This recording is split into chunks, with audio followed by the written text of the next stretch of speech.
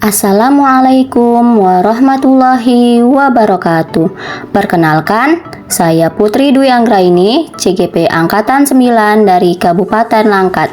Adapun tugas kali ini demonstrasi kontekstual modul 3.1 pengambilan keputusan berbasis nilai kebajikan sebagai pemimpin.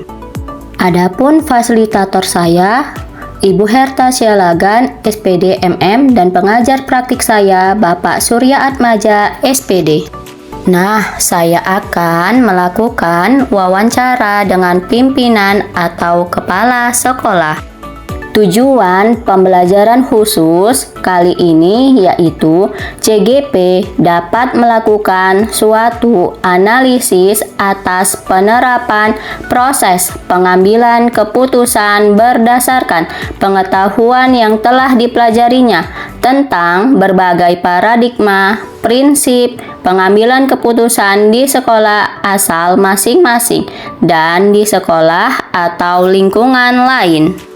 Baiklah, pada wawancara pertama yaitu dengan Ibu Renita Ginting, SPD, Kepala Sekolah SD Negeri 050675 Bukit Melintang.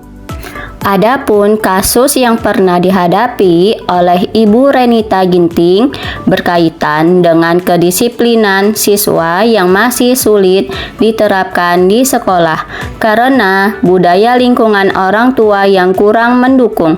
Sebagian besar orang tua meninggalkan anaknya untuk mencari uang, sehingga kurangnya pengawasan orang tua yang membuat anak sulit untuk disiplin.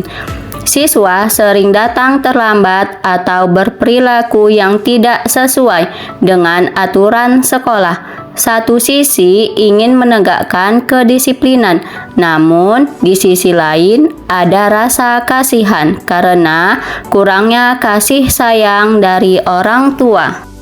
Berikut percakapan antara saya dan kepala sekolah. Assalamualaikum Bu, apa kabar Ibu hari ini? Alhamdulillah, kabar saya sudah sedikit membaik Bu. Ada hal apa ya Bu Putri kemarin menghubungi saya? Begini Bu, saya ingin melakukan wawancara dengan Ibu. Apakah Ibu bersedia? Oh, tentu saja bersedia Bu. Mengenai hal apakah itu Bu Putri? Oh iya Bu, mengenai pengambilan keputusan Ibu sebagai pemimpin di sekolah. Pengambilan keputusan yang dimaksud bagaimana ya Bu Putri? Oh iya Bu, selama Ibu menjadi pemimpin di sekolah, apakah Ibu pernah menghadapi kasus-kasus dilema etika atau bujukan moral? Oh, tentu saja pernah Bu Putri. Kasus yang pernah saya hadapi mengenai kedisiplinan siswa yang masih sulit diterapkan di sekolah dan kurangnya pengawasan orang tua yang mengakibatkan anak sulit untuk disiplin karena faktor sebagian orang tua sibuk mencari uang Bu. Oh iya Bu. Jadi selama ini bagaimana ya Ibu dapat mengidentifikasi kasus-kasus yang merupakan dilema etika atau bujukan moral? Dalam kasus tersebut, dilema timbul antara kebutuhan untuk menegakkan kedisiplinan di sekolah untuk kebaikan siswa dan lingkungan belajar. Sementara pada saat yang sama juga ada rasa kasihan terhadap anak-anak yang kurang mendapatkan perhatian dan kasih sayang dari orang tua. Selama ini bagaimana Ibu melakukan pengambilan keputusan di sekolah Ibu, terutama untuk kasus-kasus di mana ada dua kepentingan yang sama-sama benar atau sama-sama mengandung nilai kebajikan?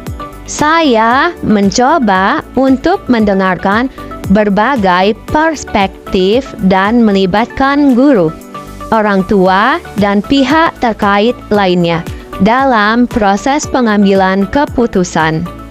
Lalu Bu, bagaimana langkah-langkah atau prosedur seperti apa yang biasa Ibu lakukan selama ini? Langkah-langkah yang biasa saya lakukan adalah mengumpulkan informasi secara lengkap, berdiskusi dengan pendidik dan tenaga kependidikan, mempertimbangkan jangka panjang atas setiap keputusan yang diambil, dan mengambil keputusan dengan mempertimbangkan nilai-nilai kebajikan. Dari langkah-langkah yang Ibu katakan tadi, hal-hal apa saja yang selama ini Ibu menganggap efektif dalam pengambilan keputusan pada kasus-kasus dilema etika? Hal-hal efektif dalam pengambilan keputusan tersebut yaitu mendengarkan dari berbagai sudut pandang, berdiskusi dengan pendidik dan tenaga kependidikan. Baiklah Bu, jadi hal-hal apa saja yang selama ini merupakan tantangan dalam pengambilan keputusan pada kasus-kasus dilema etika? Tantangan dalam pengambilan keputusan pada kasus tersebut adalah menangani emosi yang terlibat, termasuk rasa kasihan terhadap siswa dan tekanan untuk menegakkan aturan. Oh iya Bu, apakah Ibu memiliki sebuah tata kelola atau jadwal tertentu dalam sebuah penyelesaian masalah etika? Apakah Ibu langsung menyelesaikannya di tempat atau memiliki sebuah jadwal untuk menyelesaikannya? Bentuk atau prosedur seperti apa yang Ibu jalankan? Saya tidak memiliki jadwal tertentu dalam menyelesaikan masalah etika. Setiap kasus akan ditangani sesuai dengan kebutuhan dan kompleksitasnya. Dalam mengambil keputusan kasus tersebut, adakah seseorang atau faktor-faktor apa yang selama ini mempermudah atau membantu Ibu dalam mengambil keputusan dalam kasus-kasus dilema etika? Tentu saja ada yang membantu saya dalam mengambil keputusan kasus ini, antara lain berkolaborasi dengan pendidik dan tenaga kependidikan dan dukungan dari orang tua siswa Bu. Oh iya Bu, dari semua hal yang telah disampaikan, pembelajaran apa yang dapat Ibu petik dari pengalaman Ibu mengambil keputusan dilema etika ini? Pengalaman saya dalam mengambil keputusan adalah pentingnya mendengarkan berbagai perspektif dan mengatasi konflik antara nilai-nilai yang berlawanan dengan bijaksana dan rasional Bu. Wah, luar biasa sekali percakapan kita hari ini ya Bu. Terima kasih banyak ya Bu atas jawaban yang sudah Ibu berikan. Hal ini sangat bermanfaat untuk saya nantinya. Iya, sama-sama Bu Putri. Semangat terus dalam melakukan hal kebaikan ya Bu. Siap Ibu, terima kasih Bu. Semoga Ibu lekas sembuh dan dapat beraktivitas kembali ya Bu. Wassalamualaikum Ibu. Amin Bu. Waalaikumsalam Bu Putri. Wawancara yang kedua dengan Ibu Ernawati SPD, Kepala Sekolah SD Negeri 10.18.00 Deli Tua. Kasus yang pernah dihadapi oleh Ibu Ernawati adalah saat pengambilan keputusan agar membuat nilai siswa melebihi KKM saat pengisian rapot. Hal ini agar siswa naik kelas semua. Ibu Ernawati khawatir siswanya tidak naik kelas apabila nilainya di bawah KKM. Percakapan antara saya dan kepala sekolah. Assalamualaikum, selamat siang Ibu. Apakah Ibu tidak ada kesibukan hari ini? Karena saya ingin melakukan wawancara pada Ibu mengenai pengambilan keputusan ketika Ibu menjadi pimpinan di sekolah. Waalaikumsalam. Oh, tentu saja boleh Bu Putri. Silakan Bu. Baik Bu, sebelumnya saya berterima kasih pada Ibu dikarenakan Ibu sudah mau meluangkan waktunya untuk saya mewawancarai Ibu. Adapun yang ingin saya tanyakan, apakah Ibu selama menjadi kepala sekolah pernah menghadapi kasus yang berkenaan dengan dilema etika atau bujukan moral saat mengambil keputusan? Oh, tentu saja pernah Bu Putri. Kalau boleh saya tahu, kasus seperti apa yang pernah Ibu hadapi di sekolah? Kasus yang pernah saya hadapi yaitu mengenai nilai KKM Bu. Oh, baiklah Bu, mengenai nilai KKM seperti apa yang Ibu maksud ya? Begini Bu, saya pernah menghadapi permasalahan ini saat saya mengambil keputusan agar guru membuat nilai siswa melebihi KKM. Karena saya khawatir siswa saya tidak naik kelas apabila nilainya di bawah KKM Bu. Baiklah Bu, saat Ibu mengambil keputusan tersebut, bagaimana Ibu dapat mengidentifikasi kasus tersebut yang merupakan dilema etika atau bujukan moral? Berdasarkan kasus tersebut, adanya dilema etika karena harus memutuskan di antara pilihan yang sama-sama memiliki alasan yang masuk akal. Sehingga, untuk mengidentifikasi antara dilema etika dan bujukan moral dapat dilihat dari alasan pembuatan keputusan. Jika ada alasan masuk akal dan dibenarkan, maka masuk ke dalam dilema etika. Sedangkan jika alasannya tidak sesuai, maka masuk ke dalam bujukan moral. Baik Bu, kemudian langkah-langkah atau prosedur seperti apa yang biasa Ibu lakukan selama ini? Oh iya, ada Bu. Langkah-langkah atau prosedur yang biasa saya lakukan adalah mengajak guru untuk berdiskusi melalui rapat internal. Lalu, hal-hal apa saja yang selama ini Ibu anggap efektif dalam pengambilan keputusan pada kasus-kasus dilema etika tersebut? Hal yang dianggap efektif itu saat dalam pengambilan keputusan harus adanya tindakan preventif sebelum terjadi permasalahan. Oh iya Bu, hal-hal apa saja yang selama ini merupakan tantangan dalam pengambilan keputusan pada kasus-kasus dilema etika?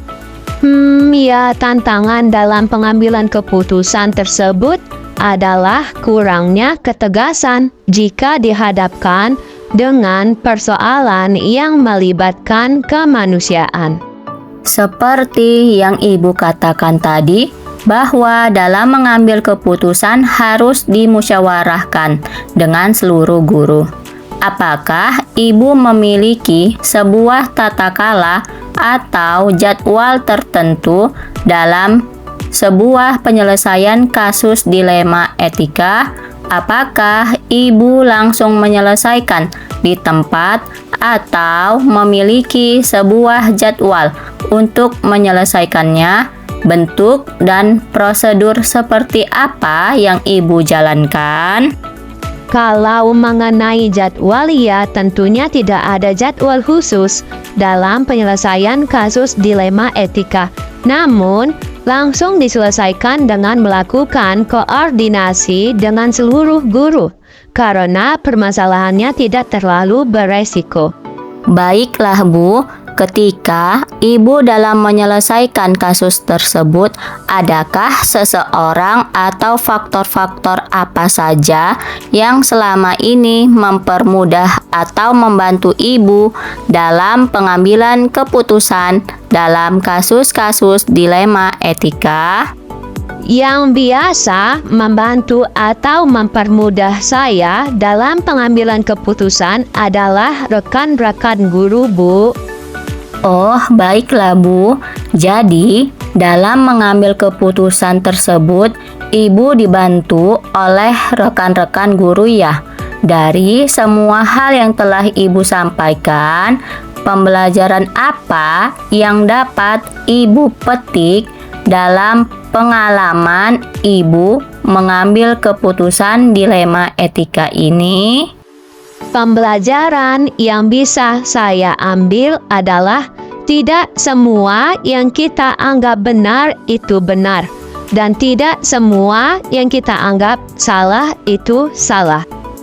Wah, alhamdulillah ya Bu, sungguh sangat luar biasa percakapan kita hari ini mengenai pengambilan keputusan sebagai pemimpin.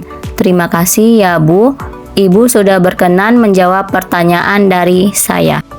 Iya, sama-sama Bu Putri. Semoga percakapan kita hari ini dapat bermanfaat untuk saya dan Bu Putri ya. Siap Bu, wassalamualaikum Bu. Waalaikumsalam Bu. Wawancara yang ketiga dengan Ibu Azizah Helmi SPD, Kepala Sekolah SD Negeri 054901 Sidomulyo. Kasus yang pernah dihadapi oleh Ibu Azizah Helmi adalah pada saat penerimaan peserta didik baru yang sedikit memiliki kelainan sebagai anak yang berkebutuhan khusus atau inklusi. Ibu Azizah Helmi sudah menyarankan kepada orang tua siswa untuk menyekolahkan anaknya di SDLB. Akan tetapi dengan alasan faktor ekonomi, orang tua tersebut menginginkan anaknya agar dapat di sekolah kami karena dia yakin kualitas sekolah kami bagus. Di satu sisi, saya bingung karena di sekolah kami tidak ada guru yang berlatar belakang guru berkebutuhan khusus. Namun di sisi lain, saya juga merasa kasihan melihat kondisi orang tua siswa tersebut. Percakapan antara saya dan kepala sekolah. Assalamualaikum Ibu, apa kabar Ibu hari ini? Bu Putri, waalaikumsalam Bu. Alhamdulillah, kabar saya sangat baik Bu. Oh iya, ada apa ya Bu Putri datang kemari? Ada yang bisa saya bantu Bu? Iya nih Bu, kalau Ibu tidak ada kesibukan, saya ingin sekali melakukan wawancara dengan Ibu. Apakah Ibu bersedia untuk saya wawancarai? Oh, tentu saja boleh Bu. Ayo silahkan masuk ke ruangan saya Bu. Oh iya, boleh saya tahu mengenai hal apa ya Bu? Saya ingin mewawancarai Ibu mengenai pengambilan keputusan selama Ibu menjadi pimpinan di sekolah ini. Oh, begitu ya Bu Putri. Baiklah Bu, saya bersedia untuk diwawancarai. Terima kasih ya Bu, karena Ibu sudah berkenan untuk diwawancarai oleh saya. Iya Bu Putri, silahkan Bu, bisa kita mulai sekarang wawancaranya. Begini Bu, apakah selama Ibu menjadi kepala sekolah pernah mengalami kasus dilema etika atau bujukan moral? Oh, tentu saja pernah Bu. Kalau boleh saya tahu, kasus seperti apa ya Bu? Saya pernah mengalami kebingungan dalam mengambil keputusan mengenai penerimaan murid baru yang kebetulan saat itu murid tersebut ada sedikit memiliki kelainan. Ya, biasa kita katakan anak berkebutuhan khusus, Bu. Lalu, menurut Ibu, apakah hal itu termasuk ke dalam kasus dilema etika atau bujukan moral ya, Bu? Ya, kalau menurut saya, kasus tersebut termasuk dilema etika, Bu. Baiklah, Bu. Selama ini, bagaimana Ibu dapat mengidentifikasi kasus-kasus yang merupakan dilema etika atau bujukan moral? Untuk mengidentifikasi setiap kasus atau masalah terjadi di lingkungan sekolah, ya tentunya saya lakukan dengan cara menganalisis masalah dan mengenali nilai-nilai yang saling bertentangan serta mengumpulkan fakta-fakta yang ada. Begitu ya, Bu. Selama ini bagaimana Ibu menjalankan pengambilan keputusan di sekolah Ibu, terutama untuk kasus-kasus di mana ada dua kepentingan yang sama-sama mengandung nilai kebajikan? Dalam hal ini, saya sebagai pemimpin agar bersikap bijaksana dengan cara mengkomunikasikan pada semua stakeholder yang terkait dan tetap menjaga nilai-nilai kerukunan di lingkungan sekolah. Oh ya, Bu, apakah ada langkah-langkah atau prosedur seperti apa yang biasa Ibu lakukan selama ini? Langkah-langkah atau prosedur yang saya lakukan untuk mengambil keputusan dengan cara mengidentifikasi masalah, menyaring masalah, kemudian mengumpulkan fakta-fakta yang relevan pada setiap kasus yang ada. Kemudian, hal-hal apa saja nih, Bu, yang selama ini Ibu anggap efektif dalam pengambilan keputusan pada kasus-kasus dilema etika tersebut? Tantangannya adalah nurani yang sering berperang dengan aturan, karena setiap manusia memiliki hati nurani yang menghasilkan perasaan yang berdasarkan pandangan moral. Baik, Bu, apakah Ibu memiliki sebuah tata kala atau jadwal tertentu dalam sebuah penyelesaian kasus dilema etika? Apakah Ibu langsung menyelesaikan di tempat atau memiliki sebuah jadwal untuk menyelesaikannya? Bentuk atau prosedur seperti apa yang Ibu jalankan? Penyelesaian kasus dilakukan dengan segera dan melalui tahapan-tahapan yang dirancang sesuai dengan prosedur sehingga tidak terjadi bumerang sebagai imbas dari keputusan tersebut. Adakah seseorang atau faktor-faktor apa yang selama ini mempermudah atau membantu Ibu dalam pengambilan keputusan dalam kasus-kasus dilema etika? Walaupun kepala sekolah memiliki hak dan wewenang dalam mengambil keputusan, akan tetapi masukan atau saran dari pihak luar dengan pertimbangan yang matang sangatlah diperlukan. Dari semua hal yang telah Ibu sampaikan, pembelajaran apa yang dapat Ibu petik dari pengalaman Ibu mengambil keputusan dilema etika? Pelajaran yang dapat dipetik yaitu jangan tergesa-gesa dalam mengambil keputusan.